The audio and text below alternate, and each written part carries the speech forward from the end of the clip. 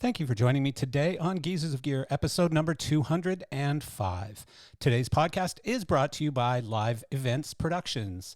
Amplify every experience with live events, an end-to-end event production company offering off-the-chart solutions for your sound, light, video, rigging, FX, and equipment rental needs.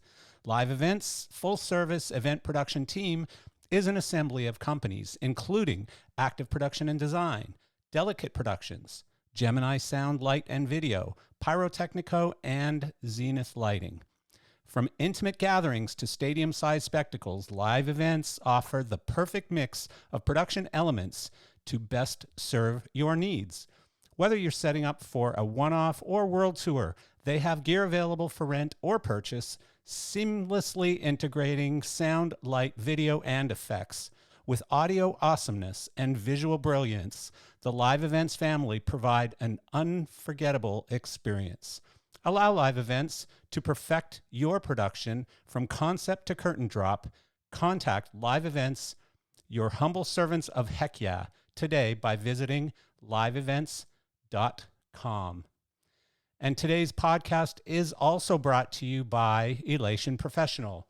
Elation offers its Stadium Trio for large-scale arena and stadium projects that require only the most brilliant luminaires. The Proteus Brutus, an LED wash FX light with up to 75,000 lumens of cutting power. The Proteus Excalibur, the brightest IP65 full-featured beam fixture on the market. And the Proteus Maximus, a 50,000 lumen LED profile luminaire with a complete effects system. And they all come equipped with Elation's proven IP65 Proteus protection. The Brutus, Excalibur, and Maximus, a powerhouse trio of compatible luminaires for maximum impact indoors or out. Please check them all out at www.elationlighting.com. Well, hello, and thank you again for joining me on Geezers of Gear, episode number 205. Pretty fun episode today. One of the most interesting and unusual episodes I think I've ever done, and I'll get into that in a minute, why I say that. But first, those who know me, those who are friends with me on social media, etc., know that I was in the UK this week, or last week. Actually, yeah, I got back yesterday, day before yesterday. So, I spent a week in the UK for my son's racing, of course, and it's weird traveling right now with everything going on in the world. You know, I think the day after I got there, there was a warning issued by the US government saying, basically to be careful if you're traveling abroad as an American. So, I mean, that's the reality. I guess that's where we live today. That's what's going on today. It's sad, it's terrible, but not much you can do about it. And to be honest, over there, I didn't really notice anything. Even in the airport and stuff, I didn't see any more additional security or anything. Although I did have, for the first time in my life, you know how they swab the outside of your bag looking for bombs. So mine set off an alarm, and my backpack. And it was a little compartment on the side of my backpack that has a little bottle of hand sanitizer, which never has been used. I mean, maybe it was used once in 2020 or something, but I didn't even remember it was in there. And so something to do with that hand sanitizer or whatever set off their bomb machine. And so a bunch of guys came over and, of course, sir, what's in your bag? And so it was pretty weird, but of course, it was just a dirty machine, really. So they tried swabbing it using a different machine or whatever, and it passed, of course. But, a funny story happened in the UK last week. So while we were, I think it was either the day of practice, one of the days of testing, or maybe the first race day, but a gentleman comes walking up to our tent and is staring at my son's car and just really looking it over, and he's taking a couple pictures and stuff. And finally I went over to him and I said, "Hey, how are you? Can I answer any questions for you or anything?" And he says, "No, I noticed that Ayrton logo on it. And it's weird because I just picked up some of those lights from their distributor here in the UK, Ambersphere, a couple of days ago." And he went on to tell me that he's a driver for a lighting company, and he picked up these lights and knew they were Ayrton, saw the Ayrton lighting logo on our car, and ended up talking to the guy for about 30 minutes. It's funny because he's like a walking encyclopedia of this particular race event, which is called the Formula Ford Festival.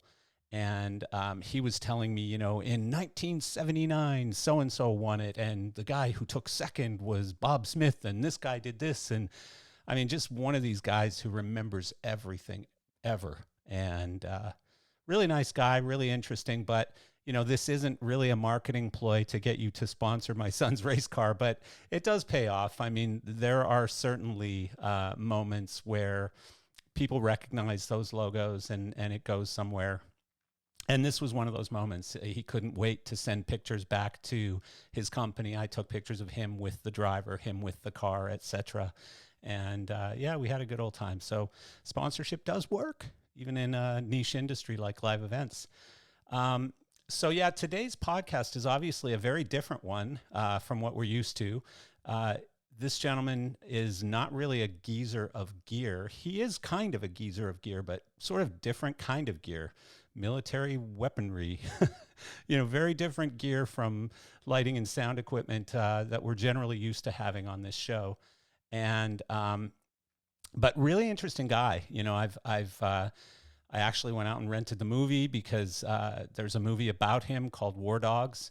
And of course, this gentleman's name is David Packouz, who's one of the two characters, I guess, that War Dogs was written about and made a movie about.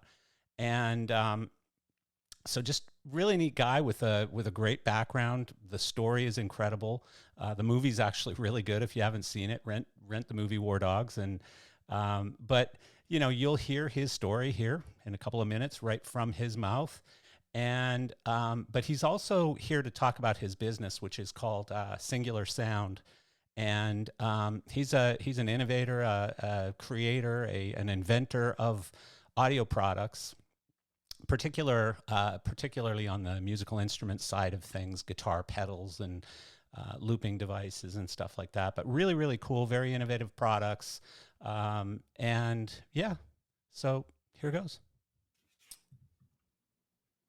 Well, hello there. How are you? I'm doing good. That's awesome. Thank you. David Packouz. Am I saying it right? You are saying it correctly, yes. Good, because I've been saying it that way through the intro and the promos and all kinds of stuff. So thank you, first of all, for coming on and doing this. And, you are definitely outside our core sort of thing.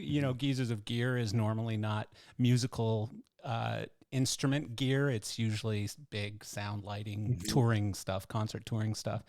But, I love the story, not just, the backstory that we're going to talk a little bit about, but also, your entrepreneurial story, the story of building the business.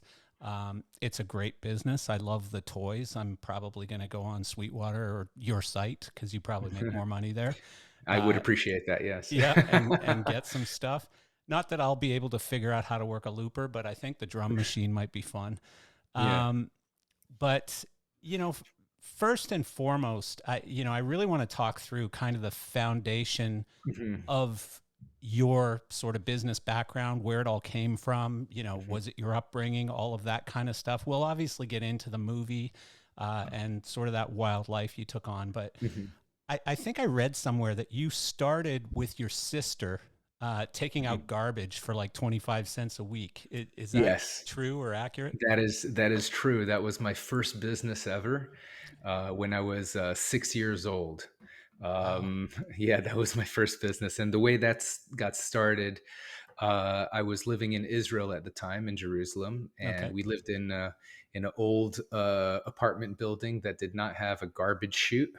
And it didn't have an elevator either, so we would have to take the trash down the stairs of the apartment building and walk it out to the big dumpster that was on the corner and haul it over into the dumpster.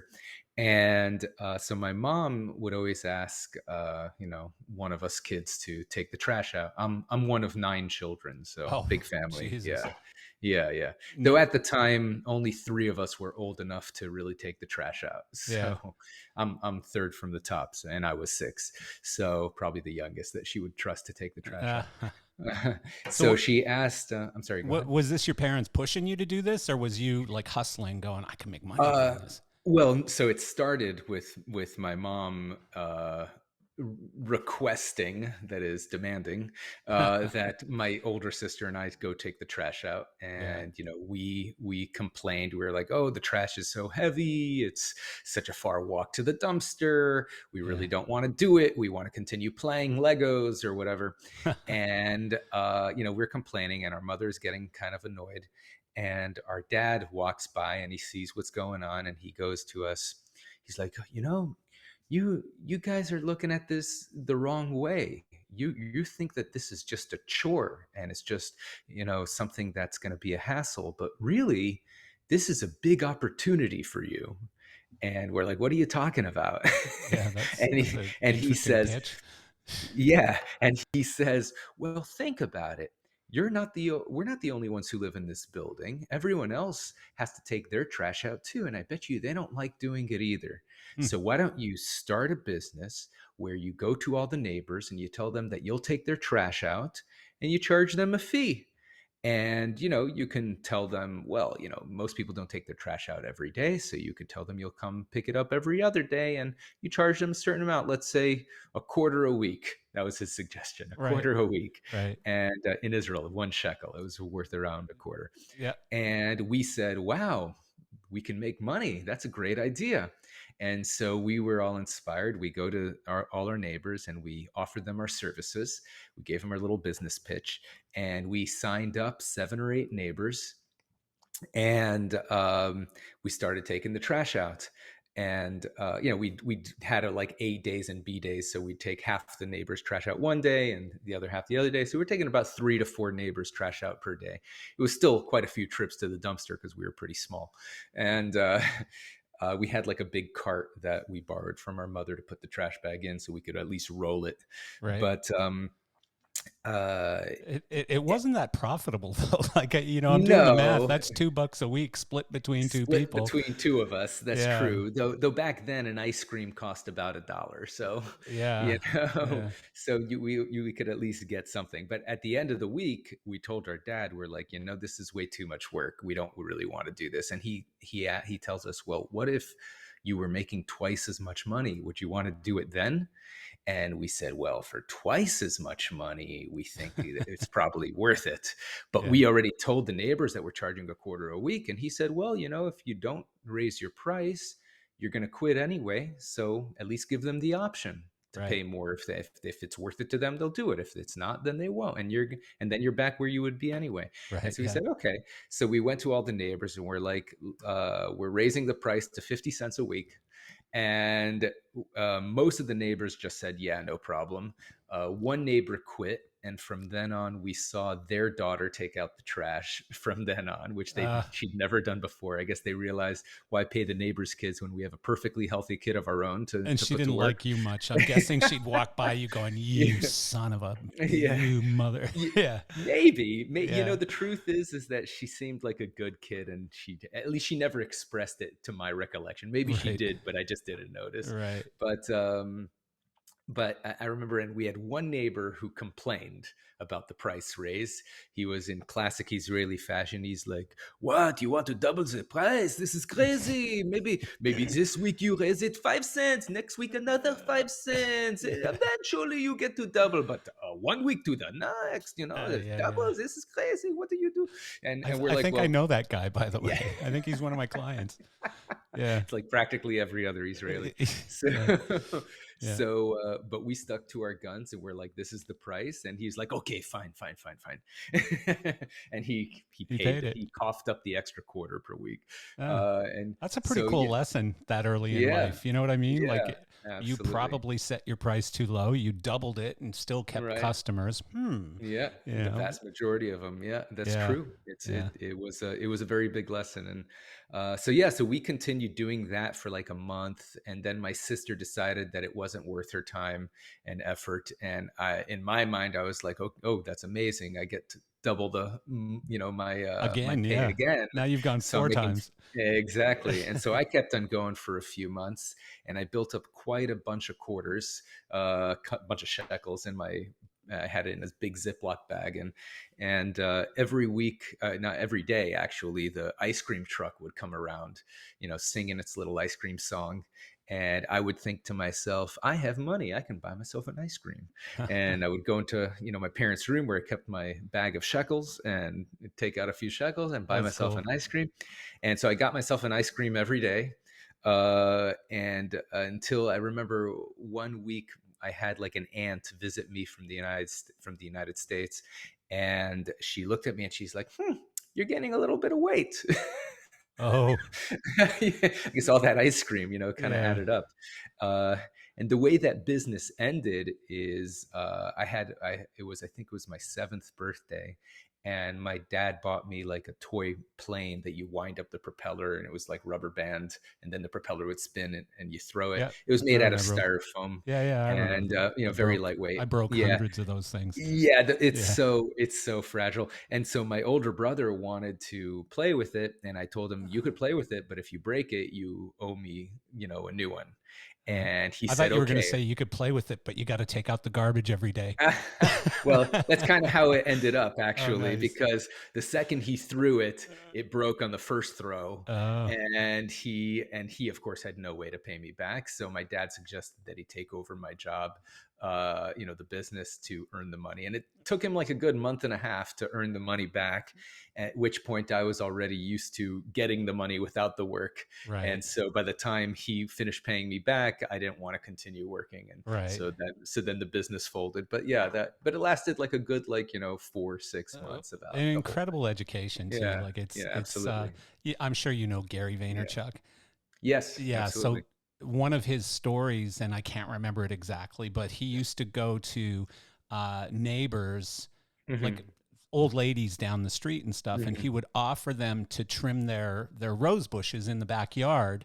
And I Hmm. don't remember what he'd charge them, call it $1. Hmm. And he'd go back like a couple of days later and sell them roses. That is so smart. And I was like, man, he was like 10 or Yeah, 11 years old when he was doing yeah, that, right? yeah. So That he is was smart. he was That is double so smart. dipping, cutting their roses and Yeah. then selling them back to So them. that's so brilliant. Yeah, That's I really love great. it. Yeah. Yeah. So what next? Like, I mean, you're the ripe old age of 7. You couldn't have stopped working there, right? Yeah. Well, then we moved when I was 8 years old. We moved to the United States, and we had a big mango tree in the backyard with way more mangoes than we could eat. So we would gather them and put them in buckets and sell them at the side of the road. We'd Oh, sell it like for like $1 a mango or whatever it was. And so of course that's very seasonal. Like you'd get all the yeah. mangoes within a few weeks, and then they'd rot. So you had to sell them quick. Um, and yeah, my dad also hired his kids to do some busy work, like he had like mail campaigns, marketing campaigns, that he would hire us to put stamps on the envelopes and Yeah. fold up like letters and put that stuff in.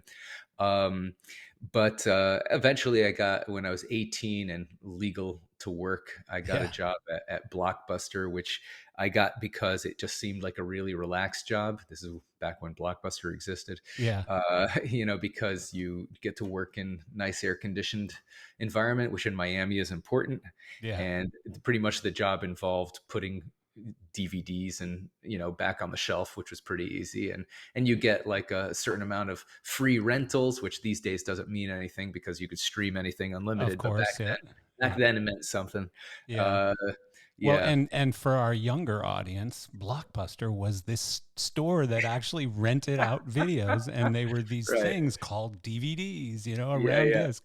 I yeah. remember renting VHS tapes, so I'm a little Yeah. older than you, Yeah, but I imagine that that most of the listeners of Geezers of Gear will know what yeah, Blockbuster you're is, right. You're right. Yeah, But you're yeah, right. so my next uh, the next like business I got into was so at the time, this is like the early 2000s. I I uh, I bought digital cameras were becoming like a real big thing, Hmm. right? And so I bought a digital camera, and of course, you stored all the photos of on a digital camera on an SD card. Hmm. And I realized these SD cards are really expensive, especially ones with the higher memory capacity. So I kept on trying to buy a better deal for an SD card, trying to find a better deal for an SD card, and eventually I found much better deal, but only if I would buy it in bulk from from a manufacturer in China. Oh, okay. And so I realized, well, I don't need 50 or 100 SD cards, but I looked it up on eBay, and I realized, oh, I could sell these things at a profit on eBay. So I bought a whole bunch of them and started selling them on eBay and started doing pretty well. And SD cards are a great thing to sell online because they're super small and you could just mail it in an Right. envelope. Easy. Yeah. Yeah, it doesn't take much storage. It started doing pretty well with that. And then a friend of mine who I'd met in Israel told me, he's like, hey, I know you have like some experience with finding suppliers overseas. You're doing this SD card business. I'm actually currently in the business of selling bed sheets and towels to nursing homes. He's a distribution company, and I buy all my stuff from US based distributors who I know get their stuff from overseas. So if you could find a better deal for me, I'd be happy to buy from you. Right. So I said, okay, sure. I'll take a look at it, and did my internet searches and contacted lots and lots of manufacturers, and eventually got better prices than what he was paying for, and started selling to him, and then started selling to other people in the industry, and started selling pretty much a bed sheets and towels distribution business. Started doing that, and I was doing pretty well. At the same time, I was in college. I was studying chemistry, so this was all just like a part-time thing. I also was working as a massage therapist, as But an independent massage therapist. was it a real business though? Like, did you actually incorporate, or were you Oh just yeah, kind yeah. of No, making money? that Oh, you was did. actually my first corporation was for the towels business, Okay. because because I was selling to relatively large businesses in the United States, and I was dealing with customs and You needed to be and legit. logistics. Yeah. I needed to be official, and Yeah. so that was when I first incorporated. In fact, I'm still using that same corporation for my current business. I Oh, just wow. repurposed it. Yeah. That's So cool.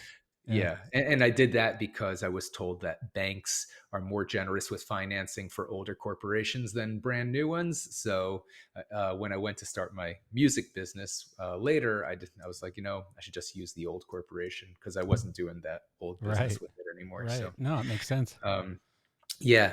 So I was doing that, and doing pretty well. I was pretty comfortable, and not making like a huge amount of money, but more than enough to support myself without while still leaving time for school. And that's when I bumped into my buddy, my former friend, I should say, Ephraim Diveroli, Right. who in the War Dogs movie is played by Jonah. Jonah Yeah. Hill. And he asked me what I was doing, and I hadn't seen him in a few years. We had known each other when we were kids. We actually met while we were young teenagers in synagogue, because neither of us liked to pray, so we'd sneak out of prayers and go hang out on the basketball court, Yeah. and along with all the other kids who didn't like to pray, which Yeah. was Of most of them. course. Yeah. and and so, but he had been sent off to work for his uncle in LA when he was 16, because he tested positive for weed by his private Jewish school, and Oops. they had a very strict policy against weed They frown upon that smoking. kind of Yeah, thing, they huh? frowned Yeah. upon that quite heavily. Right. Yeah. In their minds, it was the same thing as heroin, so like Yeah. they didn't really see a difference. So they suspected he was smoking weed. They tested him, they caught him, they kicked him out of school. His parents were devastated that he was kicked out of this school, and they told him, if you don't if you're not taking your schooling seriously, you're not willing to follow the rules, you're gonna you're gonna experience the real world, where you're gonna join the workforce. And so they sent him off to his uncle to work for him. His uncle owned this big pawn shop in South Central LA, and one of the things the pawn shop sold was guns, as most pawn shops do. And so he got obsessed with guns. He just thought it was the coolest thing ever. He started learning all about them. He, would became very active selling the guns inside the store, and then he realized he could buy guns on the internet from one person and sell it to another person at a markup because he knew the market so well. He was, of course, he was 16 years old. He was doing everything under his uncle's name. Worked for, and then he started doing government contracting work because his uncle was bidding on local and state police contracts. Okay. So the local cops would come into the pawn shop sometimes to buy a gun or a vest or some boots or something, and they told him, hey, like, we're just buying things for ourselves, but if you want to do the big business, you have to go through the official channels, and that means that you have to submit a bid to the police department, in order to sell the department And he's equipment. 16 doing this? Well, so his uncle got into this Yeah. first, because his uncle was, friendly with the local cops, and so his uncle started doing this, and he had Ephraim help him, and so Ephraim learned how to do this with his uncle, as his uncle learned it as well, and they At a very young age. started, Yeah. yeah, very young age, but he Wild. was extremely motivated and entrepreneurial, Yeah. and so he started doing this business with his uncle. After about 2 years, when he was 18 years old, he claims that his uncle stole $70,000 from him that he owed him. His uncle claims that Ephraim stole $70,000 from him. Right. So they both claimed that the other ripped each other off. I believe both of them, right? Yeah. They're both scumbags. Right. That I learned later, Yeah. But anyway, Ephraim comes back to Miami, starts his own business. He actually took over a corporation from his dad, who wasn't using that corporate structure, AEY Inc., which makes it Right. into the movie. AEY, in the movie, they say it stands for nothing, right? That was a Right. big joke. I was going to But ask you. yeah, Yeah. no, but it actually does stand for something. The AEY is the first initials of his father's three sons. So Okay. it's Avrami, Ephraim, and Yeshaya. Ephraim is the E in the Yeah. AEY. Oh, okay. So yeah, so he just named it after the initials of his three sons, and he started originally as like a label printing business, but then he hadn't used it in years. So Ephraim decided to use that corporation, which was registered to his father, and registered it with the federal government to bid on federal contracts. And this was in 2004, right after the United States invaded Iraq. And a big part of the Bush administration's policy was to outsource a lot of the services and equipment that you need, and with a large part go into small businesses. So there was a huge amount of money going towards set aside for small businesses, which he qualified as, because he was a one man shop, as small as Right. it gets. Yeah. And he was extremely aggressive and worked extremely hard, and did pretty well. And after about a year of him working on his own, that's when we bumped into each other. And he asked me, what am I doing these days? And I told him about the bedsheet business and the SD card business. And he goes to me, he's like, it's actually, you're doing a lot of the things that I do. You're searching for suppliers overseas, you're negotiating the best terms, you're finding logistics, you're working on import and export licensing, and working on financing and all that stuff. And he's like, but I bet I'm making way more money than you, Yeah. so you should come and work with me, because I need a partner, and I think that we'll make way more money together. And so I told him, well, how much money have you made? Yeah. And he goes to me, he's like, I'm going to tell you, okay, but I'm only telling you to inspire you, not to brag. Okay. Yeah. That's why I'm going to tell you. And he opens up his laptop, and he shows me, he logs into his Bank of America bank account, And he shows me, and he has $1.8 million in the bank Jesus. How old is this in, guy in cash, and at the he was time? eight. He was 18 years old, about Oh to turn my 19. goodness. Wow. Yeah, he was 18, and that floored me, obviously, as Of as it, course. you Yeah. know. I was like, holy crap, because I know his family. I know his parents didn't give him that money. Yeah. Yeah. I knew he made that money, and so I thought to myself, he's making way more money than me. He obviously knows this business very well, and this is a huge opportunity. He wants me to work with him. Maybe I could, learn something and make I've significant. I've seen the movie. I know how it Yeah, ends, and I know yeah, that you've already said this guy's a scumbag and yeah, stuff. yeah, But I'm impressed by his enthusiasm and his drive and his yeah, entrepreneurial spirit. You know what I yeah, mean? Because like any yeah. Oh, 18-year yeah. old who's got that kind of money in Oh, a bank absolutely. account is either doing something highly illegal or Right, doing something properly, doing something right very right, well, or a little right. of Or both. maybe a mixture of both. Yeah, Yeah, right, exactly. exactly.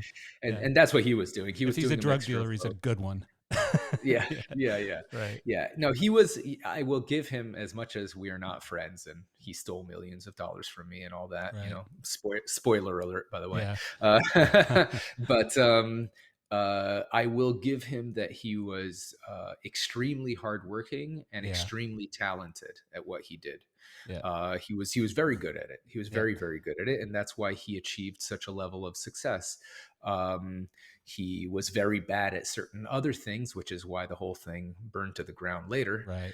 He just couldn't couldn't let things go. He couldn't let anyone else make money, which was his biggest Right. flaw. So, He had to make everything. yeah, when you went in, did you go in as a partner, or as an employee, or what Right. did that look So like? so our deal was that I would work on my own contracts, and do all the work up until the point where we had to submit the bid to the government, and then he would help me with the bid submission process because he was experienced on with this kind of Right. thing Yeah. of formatting it correctly for the government, and he would do negotiations with the suppliers for better prices because he was an extremely talented negotiator.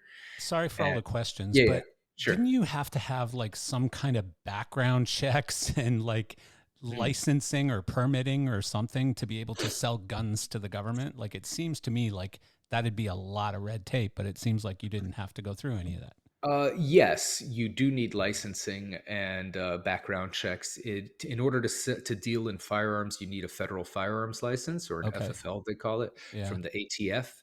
And for that, you need to register your fingerprints with the FBI, go through a Right. background check, get the like a ATF agent to come visit your office. They have to Okay. confirm that you have a gun safe, a place to securely store the guns that you are now legally allowed to be in possession of, which the Right. general public, is not, like machine guns and things of that nature. Right. So yeah, there are all those things, and he did that all under his father's name. Oh, okay. So yeah, so everything was under his father's name until it was legal, until he was old enough to do it, because he actually started doing the business when he was 17, so he was a minor. Right. And eventually he got everything transferred over to his own name, but yeah, What age did originally. he have to be to do that? Was that 21 or 18, or do you I don't remember? I don't remember I'm just offhand curious. what. Yeah, I'm just Yeah, curious. yeah. It seems way too easy to come in and sell machine It's guns to the it federal really government.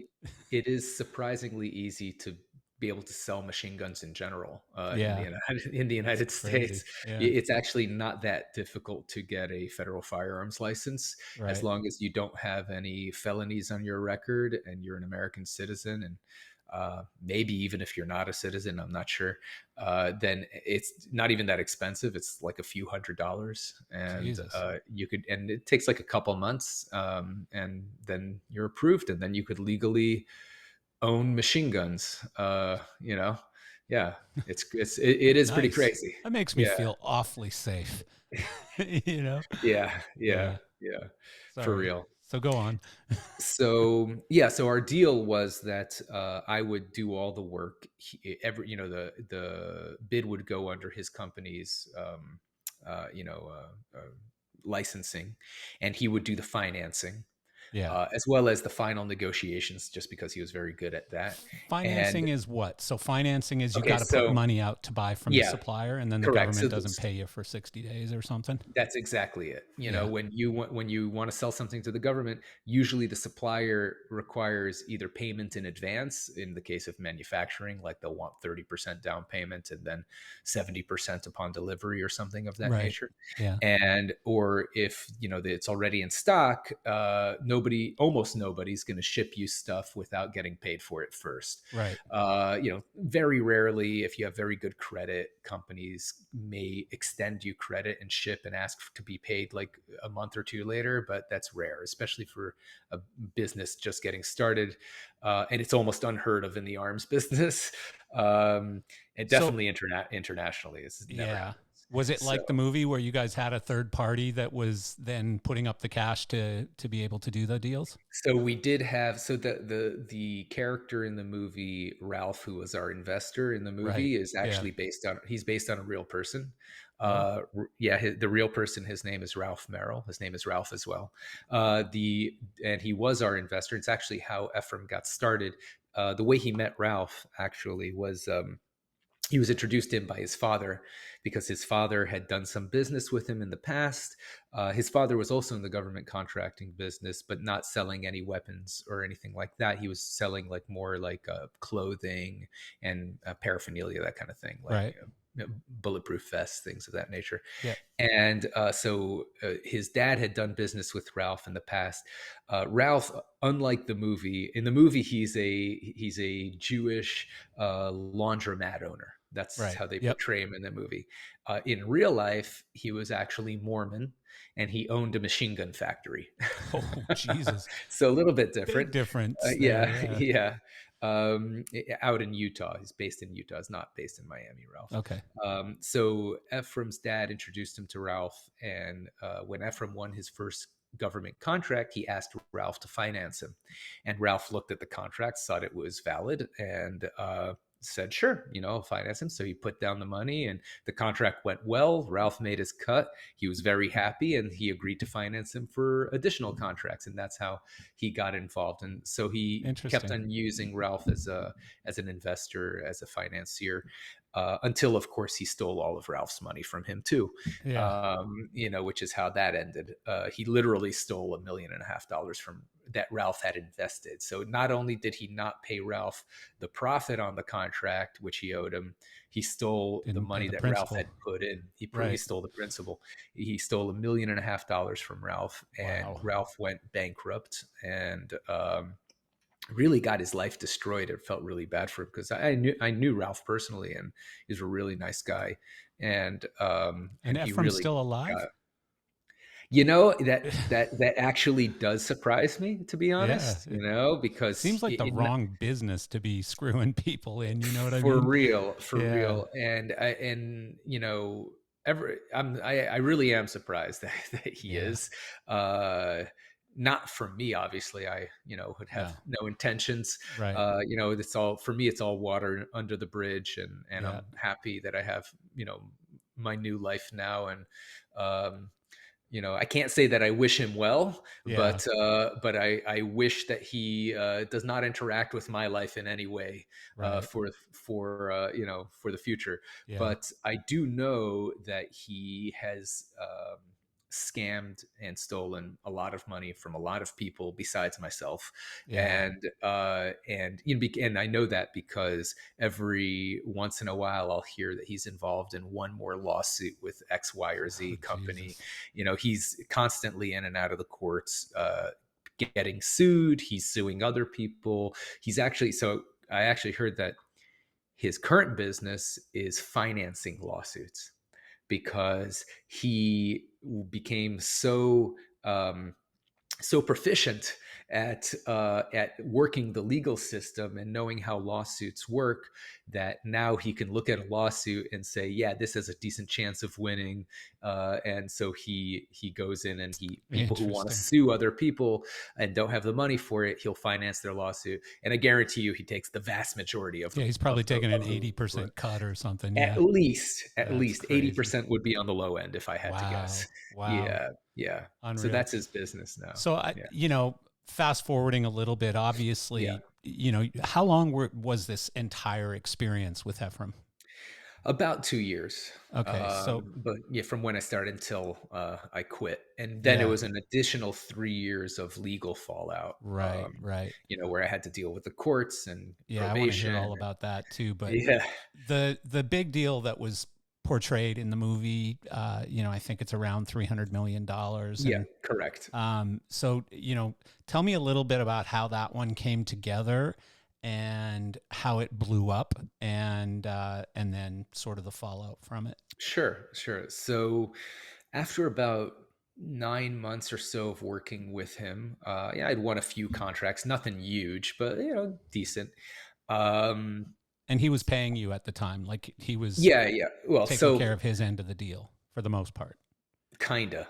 Yeah, yeah, it was always a So issue. yeah, there's always an issue. So pretty much, and obviously it's kind of obvious in retrospect, but he kept on asking me to roll my winnings into the next Oh, contract. Jesus. So eventually I got nothing from everything, because eventually he screwed me on the last one, right? Wow. Yeah. So yeah, so not really. I was living off my savings at this time. Wow. And yeah, because I was working full time doing this and living off my savings. And I had just had my daughter had just been born. Um, and obviously I needed to make money, so I was under a huge amount of pressure. Um, but we found this request for quote, by the U.S. Army, for this huge list of munitions, and it was going to be a single contract, and it was going to be delivered to the Afghan National Army, which are at the time was a U.S. ally before we left and abandoned them to the Right. Taliban. Right. But the goal was to arm the Afghan National Army so that eventually we could leave, and ideally they could defend themselves, which obviously that failed miserably. Right. Um, so um, the items, it was all munitions, it was all like it ranged everything from like pistol ammo all the way to tank rounds to anti-aircraft rockets, Jesus. grenades. So yeah, it was a huge amount of stuff, like 30 different items. And but a lot of the items we had already delivered to Iraq, to the Okay. Iraqi So National you knew Army. So sources to get it from and so we stuff. had sources, and we also had what the government calls past performance, which is that you could prove that you've delivered this kind of thing before. And Right. for very large contracts, they require that for you to be eligible to bid on it. So we realized that we actually were eligible to bid on this contract, even though it was 20 times bigger than anything we'd ever won before. Um, so we worked on it really, really hard. It took us about 4 or 5 months, but eventually they awarded us this contract with a value of $300 million.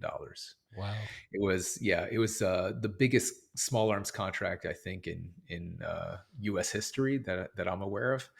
Um, So I know a guy who yeah, does this, and I won't tell you the name of the business or anything. And it's yeah, not guns; it's everything yeah, from sunglasses to certain types of clothing and stuff. sure. But he told me that like a $300 million contract doesn't mean that they Mhm. give you $300 million and you No, ship that's 300 million correct. worth of shit. It's in That's right. pieces. Like it's a That's correct. total of 300 That's million, correct. right? Yeah. That's correct. Yeah, Right. the way it works is it's a they call it task orders, right? Okay. Which is they order against the contract. Right. So I remember when we first. So the way it works is they give you the estimate of what they think they're going to order over a time period, but they're legally only required to order the first task order. Jesus. So they So they could negotiate the price legally. based on 300 million, That's and then right. they only That's right. buy 20 million.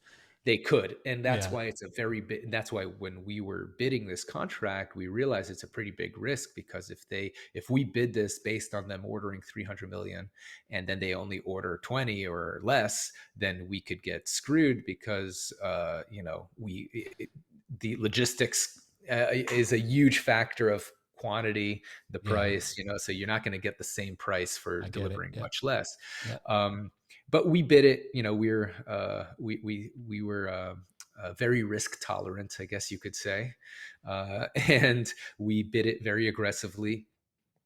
We bid it at a markup of 9% because Ephraim figured everyone else was doing 10%. Though he was very indecisive because he thought that maybe someone else had the idea for 9%, so maybe he should do 8%. But Oh, eventually he couldn't leave that money on the table, decided to go 9%. And we ended up winning. We beat major companies like General Dynamics and ATK Systems. These are multi-billion-dollar public companies, um, and we beat them. I think because we were much more risk tolerant than they were, right. and we have way less overhead because it was just two guys working out of an apartment rather than a team of 100 people. And and we and so I remember when we won the contract, Ephraim calls me up and he tells me, he's like, I have good news and I have bad news. And I said, well, what's the bad news? And he said, our first task order is only 600K. Uh, And I said, wait, we won the contract? He's like, fuck yeah, man. oh, He's like, I'm wow. picking you up in 5 minutes. We're going to celebrate. Nice. Yeah. Nice. Yeah, and so we were really nervous that they would like cancel our contract, after the 600K delivery, in which case we would have been totally screwed. Yeah. But then a few weeks later, they gave us a $50 million task order. Jesus. So yeah, so then we were like, okay, this is real. We're off to the races Were here. you using the same Ralph to he couldn't fund a $50 million No, order, I'm guessing. that's exactly right. So one of the things that they do before you win the contract is they do all these audits, and one of the audits they do is a financial audit to make sure you have the capacity to finance it. And so he gave us a letter that he would finance, X number of dollars, and we got a factoring agreement from Wells Fargo. And what that means is that once we deliver to the government, we could take those invoices and give them to Wells Fargo. And instead of waiting 30 days for the government to pay us, Wells Fargo will pay us immediately minus a certain percentage for the financing. So that way we could get the money back as soon as we deliver to the government. And then we could turn around and use that money to do another aircraft load. So we were Right. delivering, and so out of the 50, we weren't delivering all 50 million at once. We would deliver it on an aircraft load basis because Afghanistan is a landlocked country, and surrounded by unfriendly countries, so we couldn't do any ground deliveries. Wow. So yeah, What a everything had to crazy be, yeah, business. I'm just trying, yeah, I'm thinking through this going, I yeah, can't believe what some of your days looked like, that you guys were, the stuff you guys were juggling to make this all, yeah, it's impressive. yeah, It really is impressive what you were able to pull off, like between the two yeah, of you guys. yeah. It So, was one of the most stressful time in my entire life. yeah. What are the Extremely margins unpleasant. like on that 50 Yeah. million? So we bid it at 9%, right? Okay. However, standard operating procedure was that after you win the contract, you try to renegotiate all the suppliers, because now you hold the contract and they know Yeah. that, if they want to do business, they have to go through you. And so you always try to renegotiate the suppliers. And he was To get a very few good at more points out of renegotiating. it. Right. Yeah, he was very good at that. But however, and at the time, we because we had to fly everything into Afghanistan, there was a huge, in early 2007 when we had won this contract, there was a huge spike in oil prices, and that significantly increased the transportation costs. And we realized that we were underwater on a lot of these items, especially the Ouch. low value items like the AK-47 ammo. because it's heavy and low value per weight, Right. so much more sensitive to changes in the Right. transportation cost. Yeah. And now a professional company would have done something like an oil hedge, which, if you're doing such a big commitment and the price of oil could really affect your business, you hedge that. And so if the price of oil goes up, insurance pays you out and you could come out even on the Right. transportation. Yeah. Makes sense. Ephraim didn't work like that. He didn't want to pay insurance. So, he was more risk tolerant, as I said. Yeah. And so we were kind of screwed, and we realized we were going to lose money on a lot of the items on the contract, like the AK 47 ammo. We are still going to make lots of money on the grenades because they were a high value for low weights relatively. Single grenade is like $25-$30 in the prices we negotiated, which was a very good price. But uh, like one, like a bullet is like 4 cents. So it Where was does one go to buy like tens of thousands of grenades? Like right. Joey's Grenade Company, or Yeah. There are companies that manufacture this, and there's, depending on the kind of grenades you want, there are different companies that do that, and you could generally find them all on Google. You wow. you can definitely find them all in Jane's directory, right? Yeah. There's the Jane's Defense Directory or whatever it's called, which lists pretty much every piece of military equipment and who It's crazy. manufactures it. So there are directories out there that can tell you who manufactures what, and of course, it's not always easy to get in touch with these people and to have them take you seriously, to give you prices. But we managed to work out a system for that. Because we had won contracts previously, we would send them, copies of our documents showing them that we were real business, and so that they would take us seriously. And we also went to exhibitions and like defense exhibitions where we would meet people in person. So we would get contacts that way as well. Um, but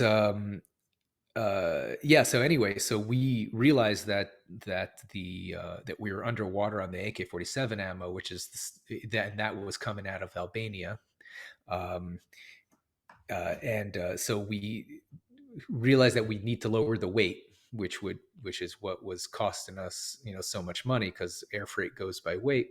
And these bullets were packaged inside these metal tins, which were themselves packaged inside these very big, bulky looking wooden crates. And so we figured, well, what if we repackaged it into lightweight cardboard boxes? Maybe we can save a lot of money on weight. Interesting. Right. Yeah. So we went over there to Albania to inspect what it was like and see, how much weight we could save. And while we were doing the inspection, we realized this ammo all has Chinese markings on it, as Chinese letters on the boxes and Chinese documents inside the metal tins, and Oh boy. and our I'm guessing that's contract frowned upon. so our contract with the U.S. Army specifically forbade any deliveries of Chinese ammo. It said, no Chinese ammunition directly or indirectly can be delivered under this contract. And they did that because there was an arms embargo placed against China in 1989 because of the Tiananmen Square massacre, Right. where the Chinese government massacred a whole bunch of Chinese students who were protesting for democracy. And so the U.S. government put an arms embargo against China to punish them for that. So they said no Chinese ammo was be allowed to deliver under this contract. However, they didn't actually mention the embargo. They didn't say no ammo that violates the embargo. They just said no Chinese ammo. And this particular ammo actually didn't violate the embargo because it was given to the Albanians in the 70s before the embargo was put in place. Okay. So it was given to the Albanians by the Chinese when it was still legal. And so if you buy a Chinese AK-47 in 1988 and legally, and you import it into the United States in 1990, you could still sell that AK-47 to another American citizen, even though Chinese goods are banned, because you bought it when it was legal, so it remains legal. Ah, I see. So this ammo that was in Albania did not fall under the ban as far as the embargo went. But our contract specifically forbade it. So we have a commercial contract that we couldn't deliver this under. So we were faced with two choices. We could either tell the U.S. Army, right, and say, hey guys, this ammo that we really need to deliver, we were planning on delivering, is Chinese, but it doesn't violate the embargo. Can we get a waiver under our contract? And they could have said, yeah, we really need the ammo because fighting season in Afghanistan is starting. They were pressuring us a lot to deliver as quickly as possible because our Afghan allies were running out of ammo at the time. And so they probably would have just signed a waiver and said, yeah, go ahead. We need this ammo. Go and deliver it.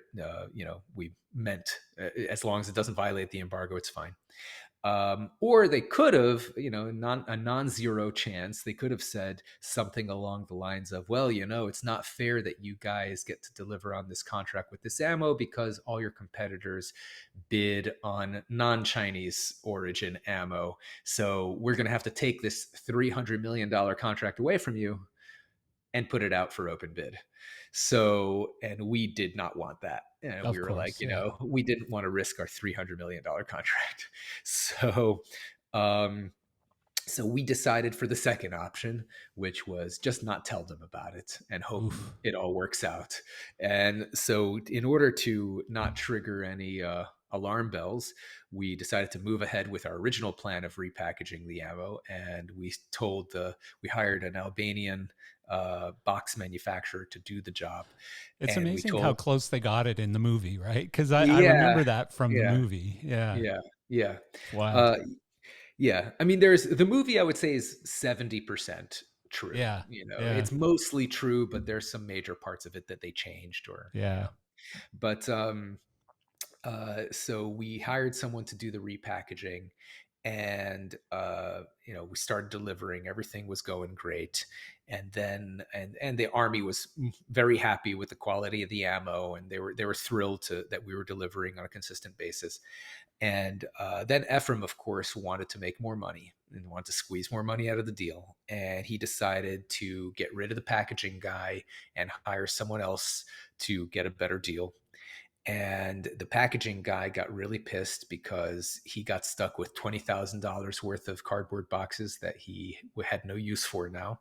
And Yeah. Ephraim told him he would buy them from him, but he never did because he's an idiot. Jesus. And that guy got really upset and decided to tell the New York Times what we were doing. And he also decided to tell the FBI what we were doing. And his biggest mistake is that he told the local Albanian press what we were doing. And in addition, that he suspected that local Albanian politicians were getting kickbacks from this deal. And Wow. about a few weeks later, he ended up dead. Yeah. Wow. The box guy. Not in the movie, they say the driver ends up dead. In real life, it was actually the box guy ended up dead, and we assume it was because he was going to the press about the local Albanian politicians. Obviously, we don't know. It was officially ruled as a car crash the way he died, but he Yeah. died in a car crash. There were no other cars on the road, and the road was completely flat in the middle of a field, and he was found like 25 or 30 feet away from his car, like he was thrown from the car somehow. Right. So it was a very It was strange a car wee bit crash. suspicious. It was a Yeah. very suspicious car At crash. this point, are you like shitting yourself? Like, didn't Uh, you had to go there multiple times, right? so I actually didn't go to Albania. Oh, you My didn't. no, Oh, I in the movie they have me go to Albania. It was right. we sent because I was dealing mostly with. I went to other places that they don't show in the movie, and I went to South Africa and India and Paris and a lot of Wasn't there other a scene though? I'm like where they stuffed you in the trunk of the car or Yeah, that something. never That never happened. happened. No, That that was never in happened. Albania, though, right? That was in Albania. That was in Right. Albania. Okay. So that was So bullshit. yeah, no, that was bullshit. We hired someone else, actually, my best friend Alex Podrisky, to go to do the Albanian operation, Is he still because your I best was. friend? He is. We're very good friends. Okay. Good. We remained very good friends. Yeah. Unfortunately, he had a much worse time of the whole fallout from this story than I did, because I started my own business, and it doesn't really matter to me that I have a felony on my record because I can still do I'm my own boss. But he was actually working in political campaigns, Oof. doing like, and of course, no politician wants to even come Right. close to the story. So his entire business fell apart after that, and it was very unfortunate for him. Yeah. Yeah, that's But really. so yeah, so we hired him to do that, and he was taking care of that whole thing. Um, but the and about that time, Ephraim, and the when the contract started running smoothly and we were doing regular deliveries on a regular basis, Ephraim, comes into my office and he goes to me. He's like, at this point we had actually rented an office, because after we won the $300 million contract, we were, yeah, Ephraim was like, you know what, now we could afford an office. Which was like $2,000 a month, Yeah. and like before that we were just working out of his living room. But Yeah. after we win a $300 million contract, he's willing to spend $2,000 a month Yeah. Yeah. for a real office. And we started hiring people, and we had about us at our peak about a staff of 15 people. Okay. So I had my own office, and there was like a multiple office kind of complex thing. And these days that place would cost a lot more than $2,000 a month to rent in Yeah. Miami. But Yeah. this is back in 2007. So he comes into my office and he tells me, he's like, hey, a lot of the guys around the office are complaining that you're not pulling your weight. To you. And yeah, to me. And Yeah. it was, and I'm like, what are you talking about? He's like, well, you don't stay after hours, you don't help out with our other contracts, and I tell him, well, I don't stay after hours because I do everything I need to do. The Afghan deal is running smooth, and so there's nothing left to do. Why should I stay out, longer than what I need to do?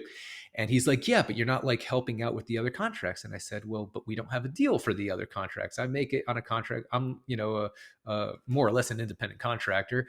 I, only get paid for the contracts I work on. Do you want to pay me for those other contracts? And he's like, oh, let's not be ridiculous. I mean, he's like, but you should help out with that anyway, because if those contracts fail, the entire company can fail.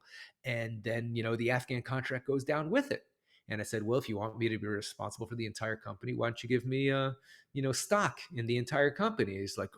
Oh, he's like, let me think about this. He's like, okay, fine. He's like, I wouldn't offer this to anyone else, but for you, I'll give you 1% of the Oh company. my God. And I said to him, well, the Afghan contract is going to make us about 90% of the money, of which I am entitled to 25% of that. So I am not going to take 1%. Thank you, but no thank you. Yeah. I'll continue with the deal we already made. Yeah. And he's like, well, how about I give you 0 then? And I said, well, in that case, I'll see you in court, motherfucker. Go fuck Yeah. yourself. No kidding. Yeah. And so I quit, and was getting ready to sue him. And we actually had this is actually true in the movie. They show this. We had a written agreement, Yeah. but he actually did steal that agreement from me. And Wow. I suspect, obviously, I didn't see him do it. The agreement was actually not in the office like they show in the movie. It was in my apartment, and I was planning on scanning it and emailing it to myself so I don't lose it. But my scanner was broken, and I was waiting to I was trying to get my scanner fixed. It was on my table, and then like a few days later, that contract just strangely disappeared. Wow. And he was the only one coming into my apartment. So, Yeah. yeah, I mean, you know, Unreal. So you yeah, unreal. never got Yeah. any money. We eventually settled on a very, very small percentage of what he Right. owed me years and years later, because I just wanted him to be So out you of my did sue life. him. I did sue him, and unfortunately, the way the whole lawsuit worked is that it would have been very expensive for me to take it all the way, which was Yeah. what he was counting on. At the time I was suing him, I didn't have much money to He's using the finance company's it. proceeds from your deal. Exactly. basically to screw Exactly. you out of your deal. That's exactly right. So Yeah. his entire strategy was to try to make it as expensive as possible for me to sue him. In which point, at a certain point, I ran out of money and I was forced to take Whatever he'd give you. yeah, exactly. I was forced to negotiate a much lower amount, Yeah. and he knew. I mean, he obviously this was his strategy. He was, did that on purpose, and I think that's one of the things he does nowadays, and why he got into the whole lawsuit financing business, because he realized that there's ways you could bully people with money in the legal system. So what So was the that's what he does. trouble in the end? Like when this all blew up between you and Yeah. him, did the Afghan deal also blow up and that's when some heat came on? So not exactly. I mean, I left, and obviously, I knew if there was no money to sue over, I wouldn't be getting anything. So I didn't really want to destroy his business, even though I could. Yeah. I just wanted to get paid, and so I was getting ready to sue him. And then about 2 months about after I quit, I got a call from one of the secretaries at the office, who I was friendly with everybody at the office. I was known as the nice guy, and he was the asshole who would run into the office screaming his head off at everyone, yelling, "I'm not paying you to, relax, get the fucking work." He was on a huge power trip, like, and he was always yelling at people and Really being an pleasant asshole. place. An extremely unpleasant person in Yeah. general. But so yeah, so he I got a call from one of the secretaries at the office, who told me, he's like, "Hey, I just want you to know that that federal agents just raided the office, Mm. and they told everyone to step outside, and they're taking everyone's computers and packing up all the files and taking out all the paper files. So I just want you to know." And I was like, "Oh fuck, we're screwed." Yeah. And so I quickly called a lawyer up, and he told me, he's like, "Listen, why don't you go through all your emails and see what kind of liability you have? Do you have it? Is there any proof against you of what you were doing?" And I What's the went. charge? Just lying about the Chinese? Well, so eventually they charged us with fraud, which Okay. was that we told them that the stuff. Eventually, the way they charged us was that we had submitted documents to the government with each aircraft load, stating what the type of item was in the aircraft and the Right. quantity, and as well as the place of origin, Yeah. which we put down as Albania. Yeah. And they said, you knew it was China and you hid the fact that it was China. You covered it up. So this was premeditated fraud. So each document is considered an act of fraud against the Account. United Yeah. Yeah. States.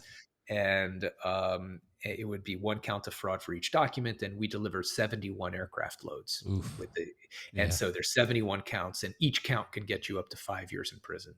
Jesus. So you're facing 355 years in prison if you fight us and you lose. But if you plead guilty, we can combine all these counts into one. And so Yeah. you'll get one maximum 5 years in prison if the judge is being really nasty. And, we're going to recommend that the judge is nice because you pled guilty, and, you said you're very sorry, and you're going to be a good citizen from now on. And so, we're going to tell the judge that to give you on the low end of the range.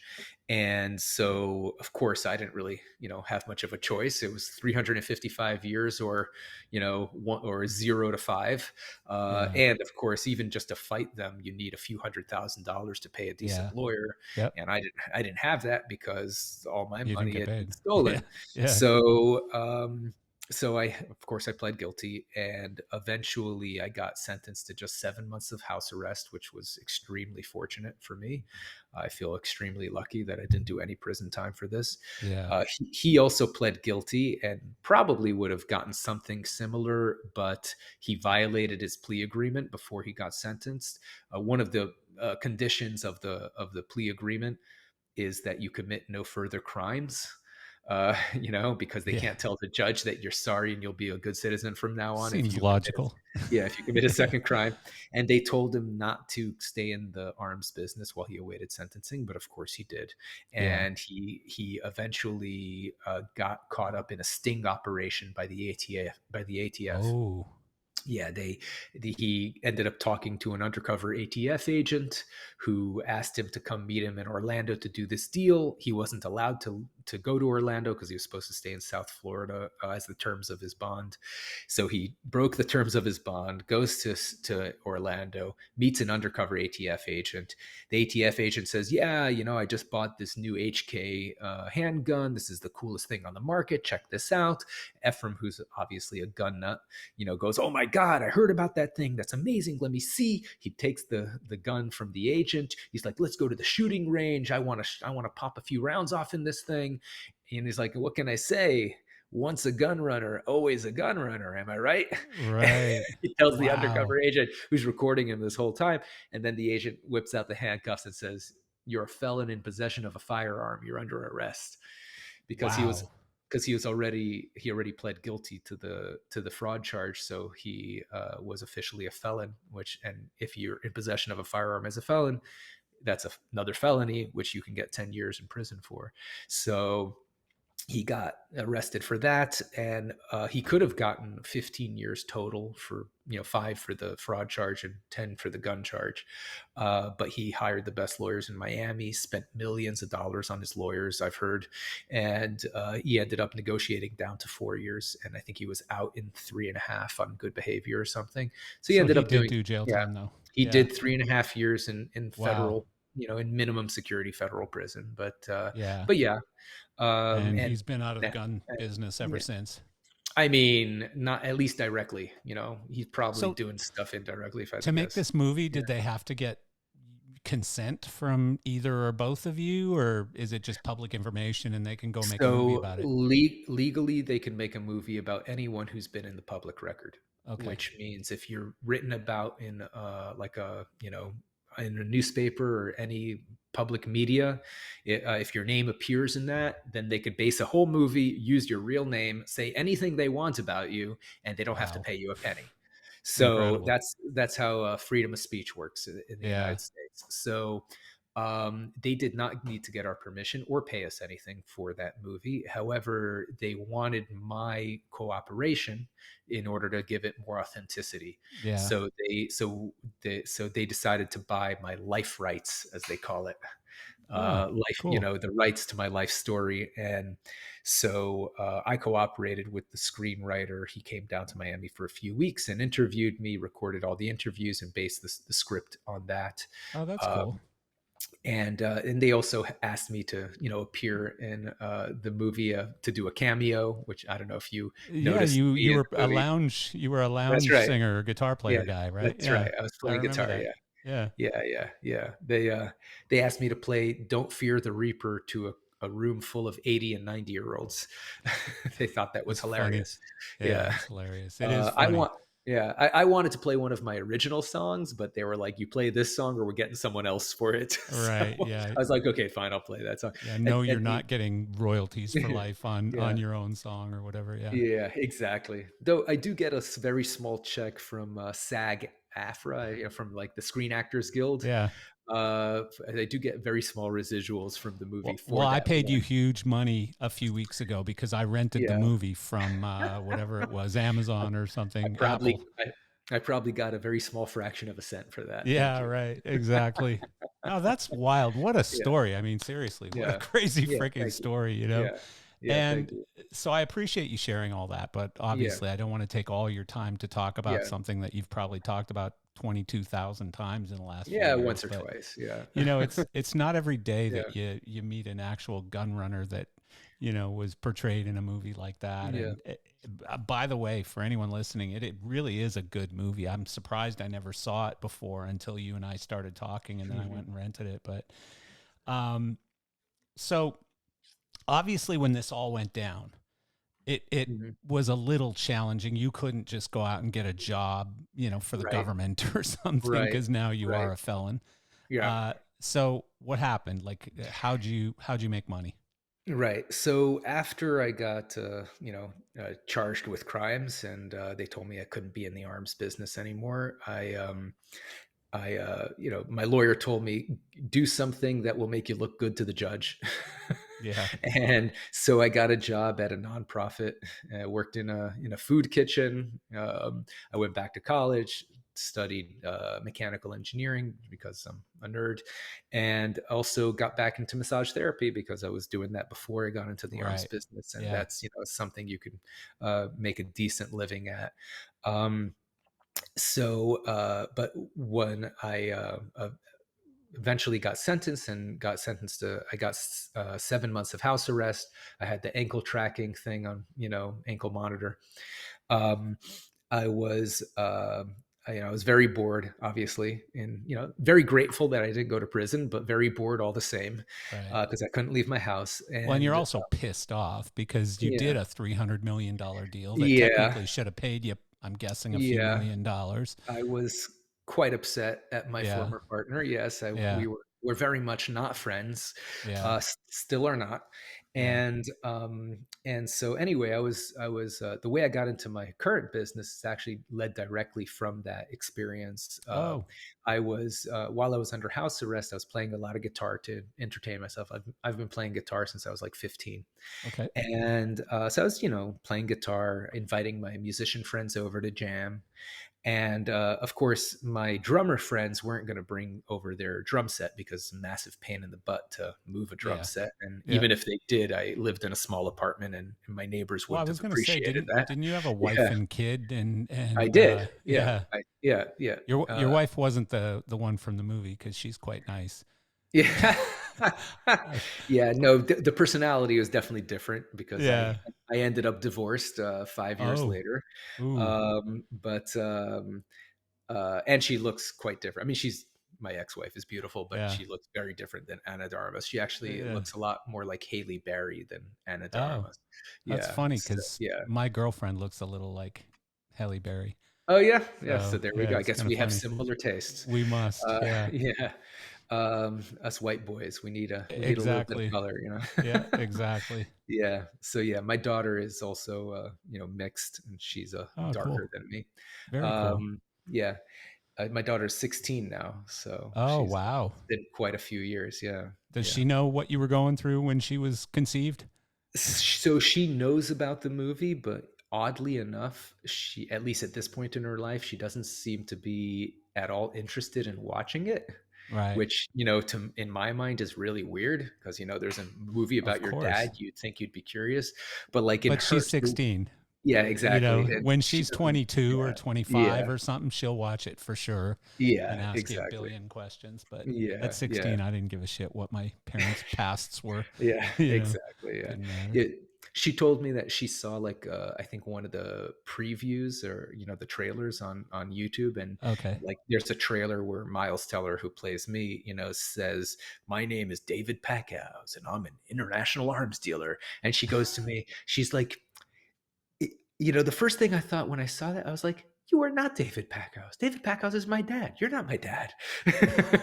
That's She's like, hilarious. it destroyed my what was what's the term for it? There's a term like the believability of the story. Like Oh, the illusion of it's like breaking the fourth wall. You're not supposed to break the fourth wall. right, right, Like right. like addressing that this is a fake thing. So she Yeah, couldn't like watch it and enjoy it as a story I because see. you know so anyway, that's her current excuse. Yeah.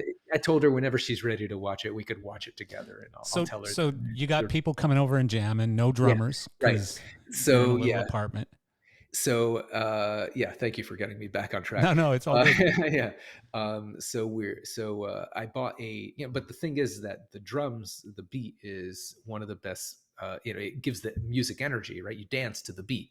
Of course. And so I really missed playing with the drummer. So I bought a drum machine, which is an electronic device, goes on the table, has a lot of buttons. Each one makes a different drum sound. You could press the buttons to make different drum beats, and it plays it back in a loop. And then you could play your guitar to that beat that you made on the drum machine. But the thing is that of course song doesn't have the same beat the entire song, right? You know, like when you go from verse to chorus, the beat changes.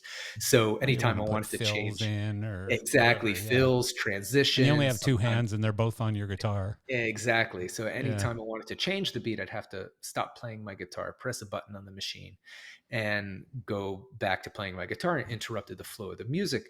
So Yep. I thought I need something that I could operate with my foot, that I don't have to stop playing my guitar to change the beat. And I need a drum machine inside a guitar pedal.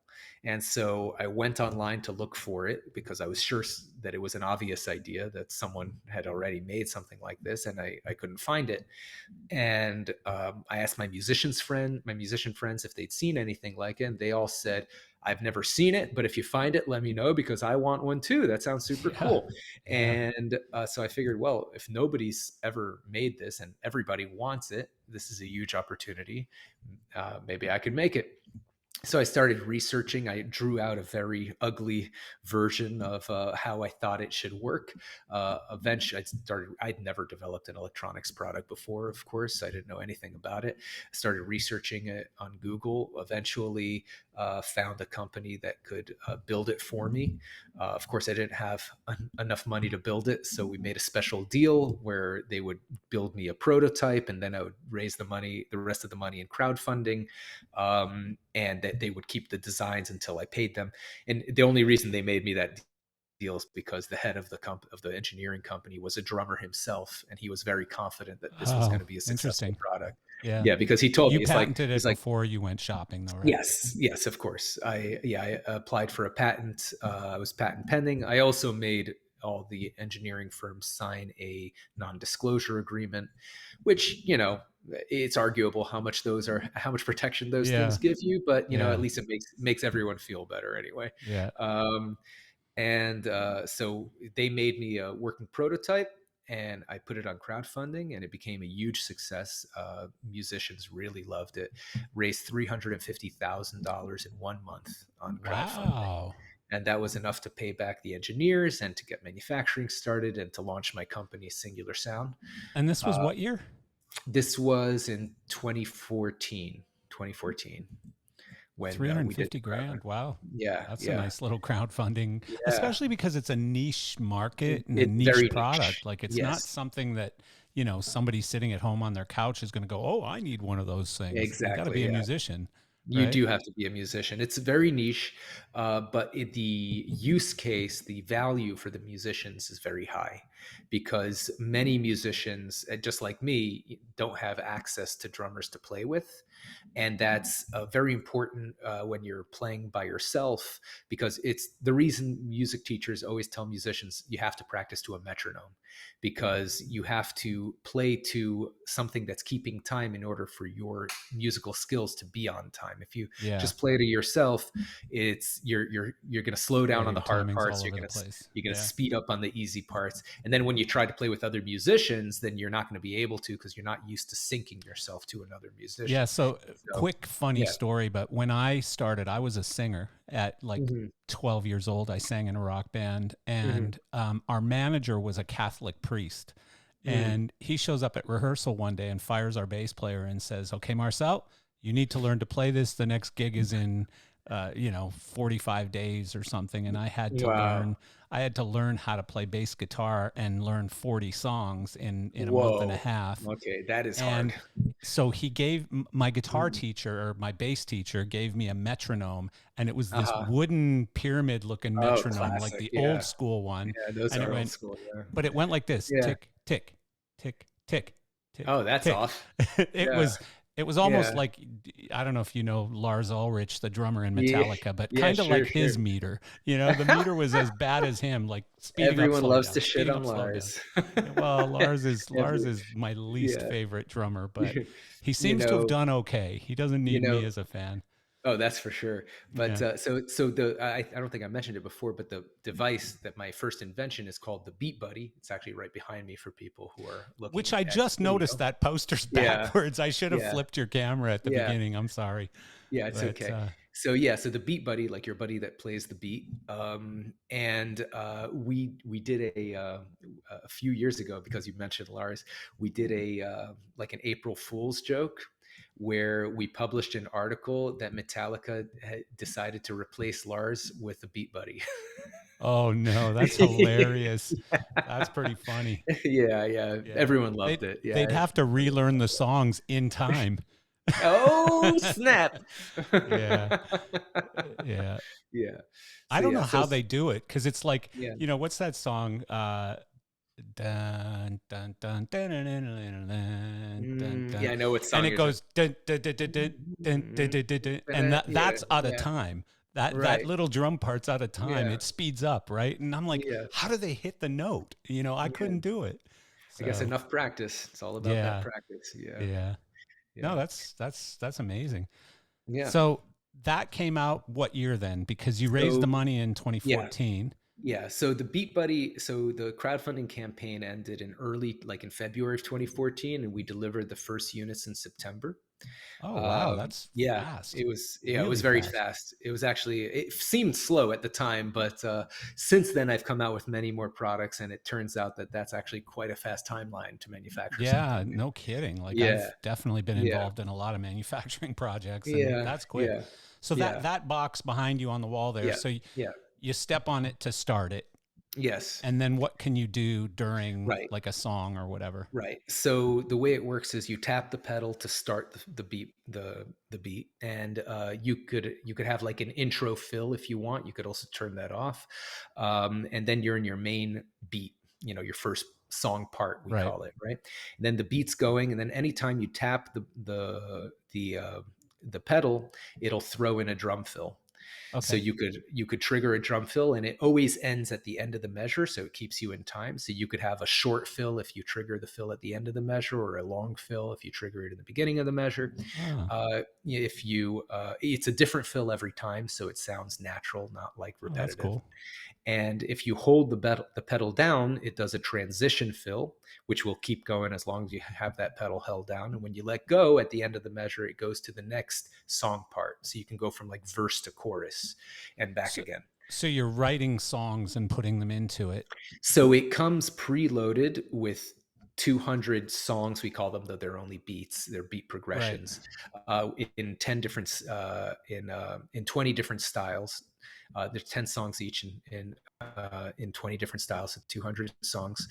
So we have everything from like blues to jazz to heavy metal to bongos, and like every style that you could think of. It comes preloaded. It also comes with 10 different drum sets that you can play those beats on. So you can have like a jazz beat played on an electronica drum set, or a heavy metal beat played on hand drums. It's really cool. Oh, You can cool. really mix up the style. And it also has a PC and Mac software that comes for free with it, that you could put your own stuff on it as well. So you could make your own beats in your DAW, or your any beat making software, and put it on there. You can make your own drum sets. You could arrange wave files in the software to create your own Oh, custom drum cool. sets. We have a very active user forum on our website, singularsound.com, where the community has other users of the Beat Buddy created their own songs, their own beats, and their own drum sets, and they upload it for everyone to download for free. So there's Oh, interesting. hundreds and hundreds of additional drum sets and songs that you can get for free. We also hire professional musicians to make very high quality stuff that we sell, as additional premium content. So, and of course, people make it themselves. So there's a huge amount of expandability with the That's Beat so Buddy. cool. So that Yeah, the thank you. device though, is it basically still the same device that it was when you launched it in 2014 or 15? It is, except that we've done quite a lot of firmware updates on it. So Okay. it has a very large amount of new features that we've implemented into it. So it's actually very, very versatile, because it responds to many different MIDI commands. So if you have, one complaint we had was It's only a single pedal, and people wanted to do a lot more things with it than just Yeah. the core functionality. It does. You can plug in a 2-button external foot switch to get additional commands like pause and unpause. So you could do like hard drum break stops and come back out, which sounds really cool live. And the other button does accent hits, like you could do a cymbal crash or a cowbell with a single button press. So you could add additional like kind of drum hits. You could set that sound to be whatever you want. It could be kick drum, snare, crash.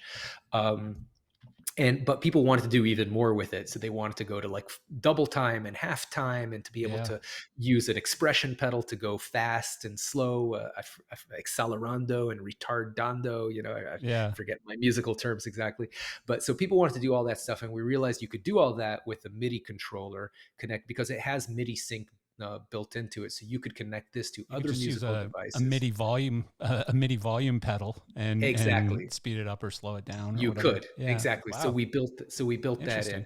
in, and we realized that most MIDI controllers out there kind of suck and they're very hard to program. So we built our own MIDI controller called the MIDI Maestro, which Okay. was our next product. And it has 6 buttons on it, each with its own screen, so you could see what the actual function of each button What a are. concept. Yeah, Yeah. yeah, and Yeah. comes with a smart phone app that you could customize it just from your phone with Bluetooth directly to the device, so you could set it up really easily. And of course, from that, you could get a lot more capability out of the Beat Buddy. So that was our second product. And our third product is the world's most advanced looper pedal, which is Yeah. called the Eros Loop Studio. And I came up with that idea because people were using looper pedals with the Beat Buddy, and they were asking me for all these new features. Like they wanted the loop to change when you change the beat, so you can have like different song parts. And most looper pedals didn't have this functionality.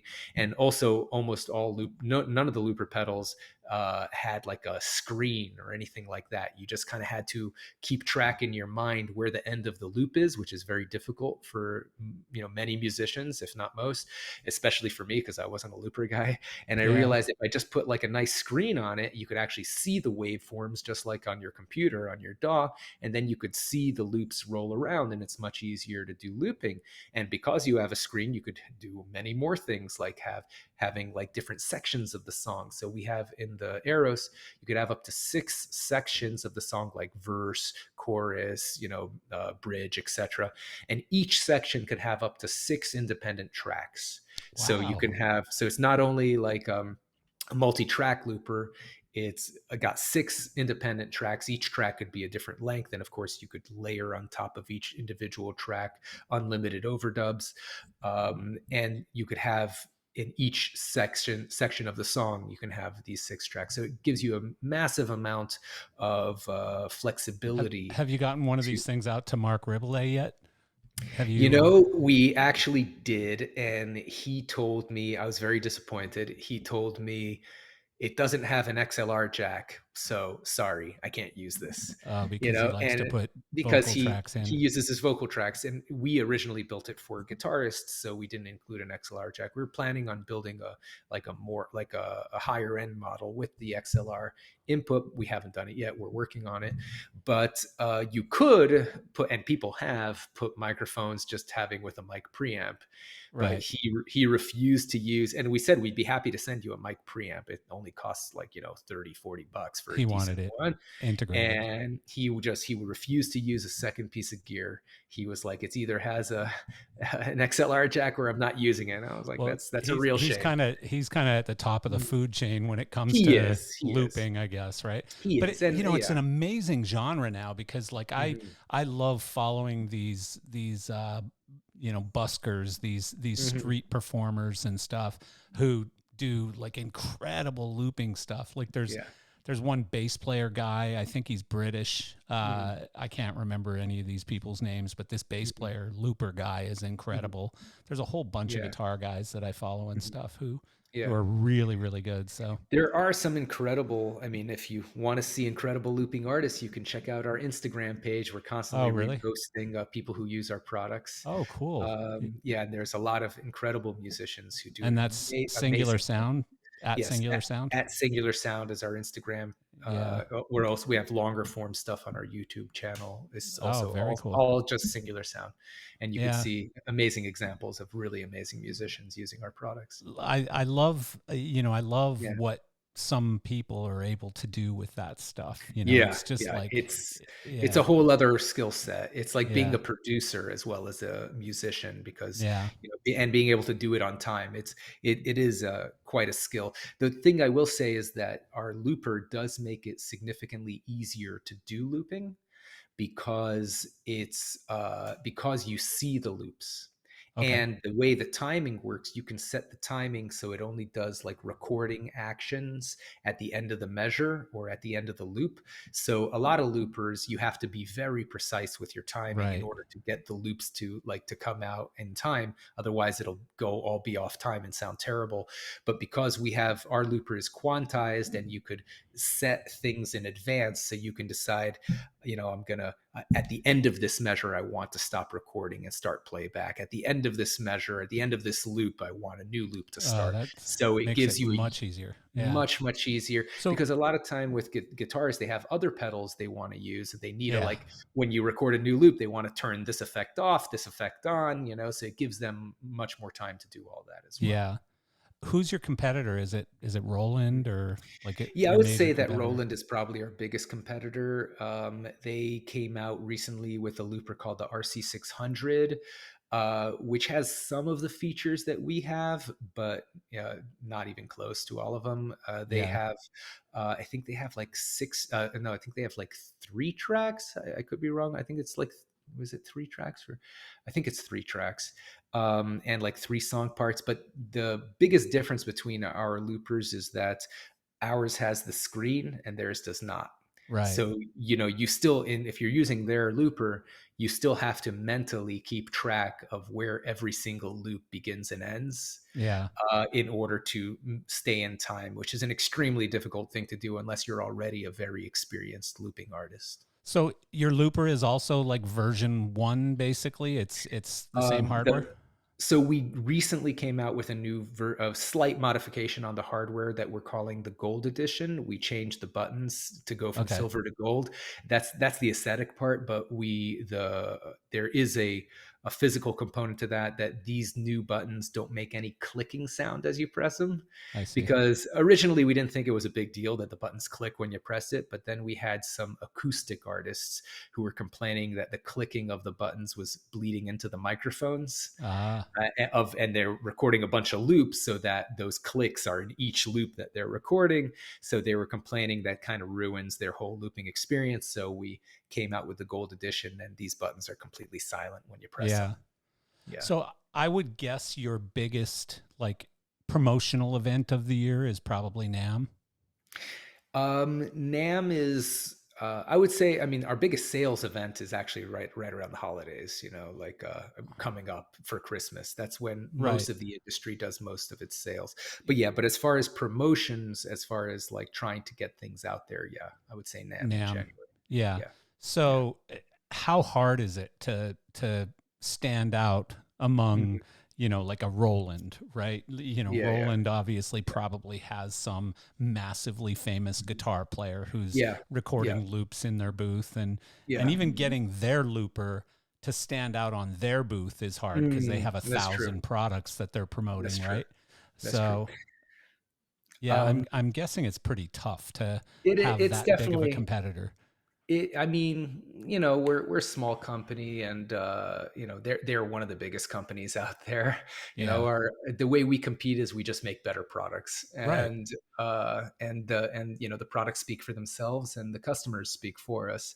So the good thing about the music industry is that it has a huge element of word of mouth, Yeah. and people Yeah. talk a lot, and people play in bands, they jam with their friends, and one of the favorite topics of conversation is new gear. And Yeah. so if someone gets a new piece of gear that they really like, they'll tell their friends, and that word of mouth is more valuable than any advertising you Well, can pay and for. also quality Yeah. matters, and Mhm. features matter, and that kind of, like, it's Exactly. why, like, one of the things I love about the MI industry Hmm. is, like a Black Star Mhm. amplifiers can come Yeah. out and Mhm. succeed against, Marshall and all these massive amplifier Yeah. companies because it's just a better product, right? And Exactly. they can even charge 3 times as much money for Yeah. that product. That's true. And people are And willing to pay it. Yeah. people are willing to pay it because it's Mhm. cool, because it's different, because it's got these features that I've really wanted, and so Exactly. they pay for it. Yeah. So Yeah. no, it's a cool market. Like I Yeah. never told Thank you, you. but Yeah. I grew up in that market. I grew up first as a musician, and then I went to Mhm. work for a music store when I was Very cool. too broke being on the road playing, and then I owned part of a Yeah. music store, Oh, and cool. then eventually I tripped over lighting, and just Mhm. that became my passion, and I've been in Mm. the lighting industry for Mm. over 30 years now. So Oh, um one other product I'll say might oh yeah, actually be yeah. more interesting to your audience, since a lot of them are in the lighting industry. Um, I was playing a show, and I was a small coffee house gig, but of course, Beat Buddy is my drummer. I play with just one other band member, a bass player, and Beat Buddy is my drummer, and I have guitar effects, and I also have vocal effects because I'm a singer. So at the end of the show, I had a lot of cables, and I was wrapping the cables on my arm because I'm too lazy to do the over under method, as you should, Yeah, right? exactly. And my I had like 7 or 8 cables that I was detangling and wrapping up, and it was taking me forever. And my bass player bandmate, he had one cable that went right into the PA, and so he's like done in 2 seconds. He's hanging out at the bar with the girls, and I'm like here putting away all my gear, and I'm thinking, man, I need a better way to handle all these cables. And I realized my mom, she's very into gardening, and she had this big long garden hose on this wheel, and I thought, man, I just need like one of those wheels for my audio cables. And so I designed a product that specifically for audio cables called the Cably, which is Cabli, and it's just a plastic wheel that you install the cable in, and you could wind your cables up really quick. Takes like 10 seconds to wind the cable up instead of like 2 minutes to do it manually. And of course, it keeps it nicely protected for travel.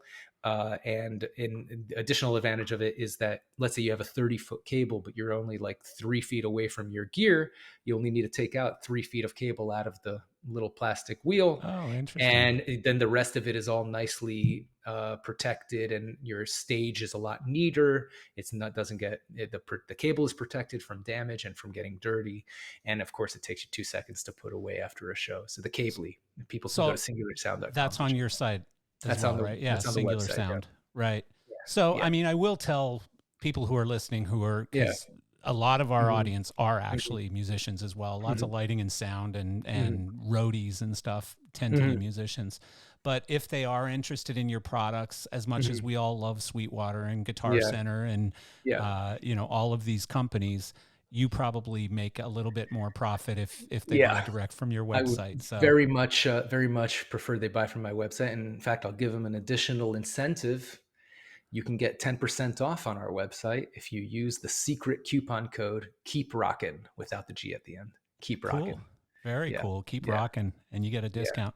So yeah. what else are you working on? Is there anything new? Like you got So any new yeah, companies? You got I do. Actually, the thing I'm super excited about now is my first non-musician related product, first general market product, which, as you said, it's a music is a very niche market. And as much as I love it and as much as I've done very well in it, there's definitely a limit to how much the company can grow just because of the size of the market.